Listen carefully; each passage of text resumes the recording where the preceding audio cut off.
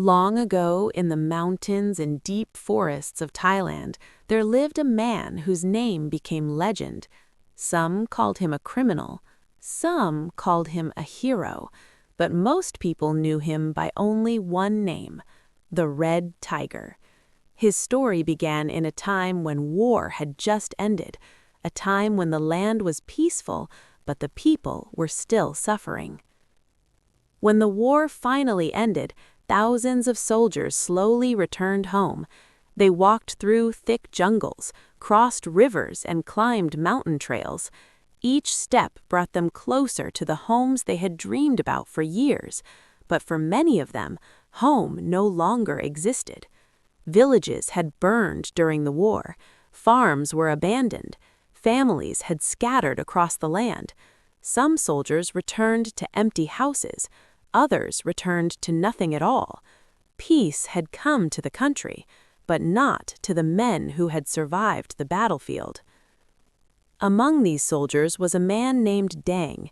Before the war, Dang had been a simple farmer.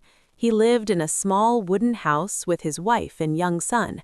He worked the rice fields every day, dreaming of a quiet life. But the war took everything from him. When Dang finally returned to his village, all he found were ashes.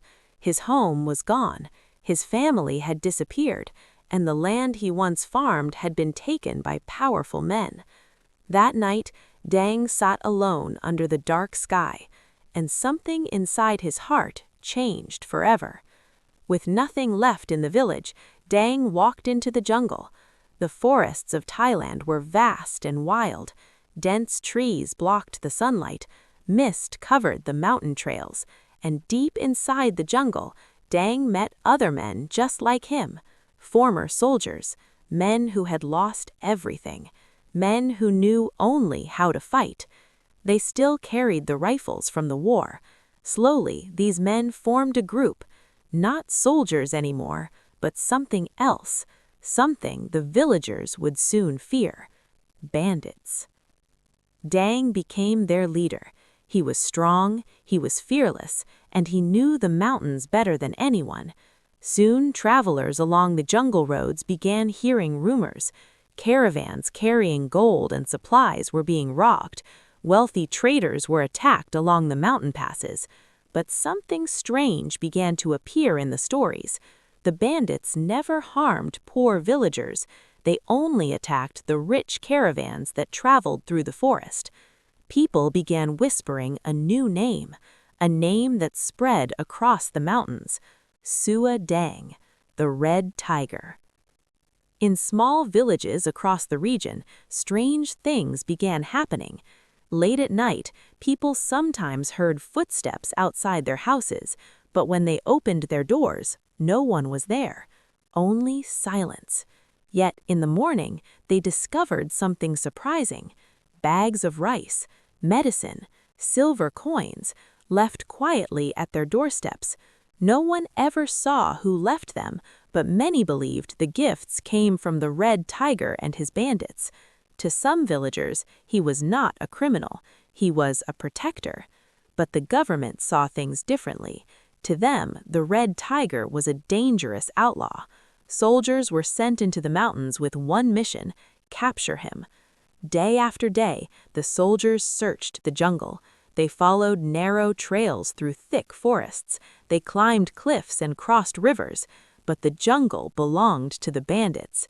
They knew every cave, every hidden path, every shadow between the trees, and the Red Tiger always stayed one step ahead. One evening, news reached the Red Tiger. A powerful and corrupt official was traveling through the mountains. He was transporting a large shipment of gold taken from poor farmers through heavy taxes. The Red Tiger decided to act. That night, under the cover of darkness, the bandits prepared their ambush. When the caravan entered the narrow mountain pass, the attack began. Gunfire echoed through the valley. Horses panicked. Guards scattered. When the smoke cleared, the gold had vanished, and the Red Tiger had disappeared back into the jungle. After the robbery, the government sent even more soldiers into the mountains. They followed every rumor, every track, every whisper of the red tiger. Finally, they discovered the bandits' hidden camp. But when the soldiers arrived, it was empty. The fires were cold, the shelters were abandoned. There were no footprints, no signs of struggle. The red tiger and his entire gang had vanished without a trace. Years passed. The war became a memory. New villages were built. New roads were opened. But the story of the red tiger never disappeared. Some people believed he escaped across the mountains into another country. Others believed he gave up his life as a bandit and became a wandering monk. But many villagers swore they had seen him, a quiet man in red cloth, walking through the forest trails at dusk, watching the roads from the hills. Even today, in some remote parts of Thailand, travelers tell strange stories, stories of a figure standing silently on the mountains at sunset, a man wearing a faded red scarf, holding an old rifle, watching the road below. No one knows if the red tiger truly survived, or if he simply became a legend of the jungle. But one thing remains certain. In the mountains of Thailand, the spirit of the red tiger still walks among the trees. And perhaps somewhere deep in the jungle, the red tiger is still watching, waiting, protecting the poor, and hunting the greedy.